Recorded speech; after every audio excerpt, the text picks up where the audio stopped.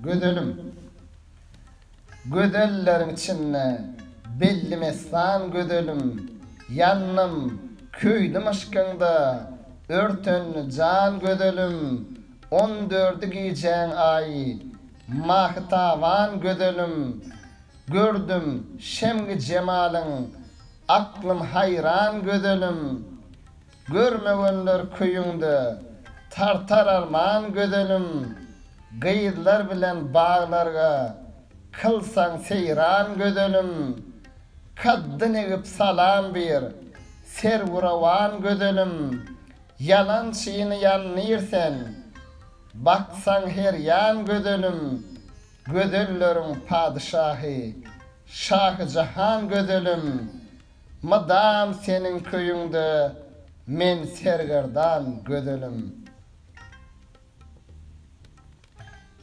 Perilere baş olup seyilgäge çıkarsen altın, kümüş, zeberjet öz boynuna dakarsen gaşa besme gözleri sıya sürme çekersen kuma kimin danlanıp çar tarafa bakarsen tavus kuştek daranıp zülpün yüze dökersen nerkes gözün güllürüp galam gaşın kakarsen göz uç ile gözlesen Rüstem zali yıkarsen nazar kılsan bir saat dağı daşı yakarsen adam derler suratın nurdan bolgon peykersen totuşun meskeni Şekeristan gödölüm.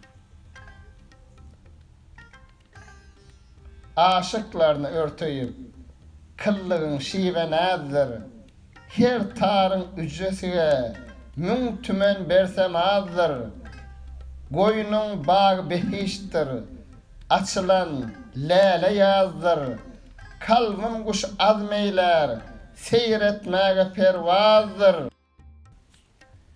Gamgyn köňlüm didarın bir görsem serferazdır. Gözlerin jadygoýdur. Gawakların gammazdır. Gül ışkynna sayragan bilbil hoş awazdır. Magşuk menniyip gedersen kıllygyň mekribazdır. Altın düwmen sedasy madam gulawma sazdır. Ol saz üçin maşk etdim, dürlü destan gödölüm. Dürlü elvan bedenip, giyipsen yaşılalı, ol suratın görünür, bolor divana deli. Gül yüzünü cem olmuş, iki gaşı helali, bir birge cilve kılgan, iki tavus misali. Acap nagşınegardır, ak güzünle hindi hali, al yana dökülmüş, zülpün tuğuna hali, ak kağıdıga çekilgen, göğe cezbel misali, hicranında örtönüm, yetkirmeysen misali, ölür, boynuna galar, aşıkların vebali, günlü yılvat kılarsen, yüzne hakkan gödölüm.